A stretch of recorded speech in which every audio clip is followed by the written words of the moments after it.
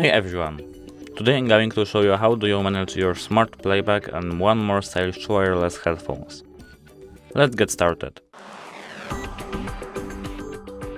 So firstly we have to remove them from our case, just like this. We have to connect our headphones with our phone. Now we have to open one more music app.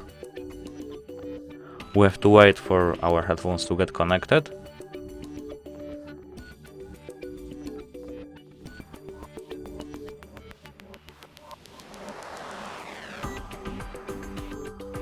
Now if we see that they are connected with our phone, now we have to click Smart Playback option. Now we can choose Auto Pause only or Auto Pause and Play.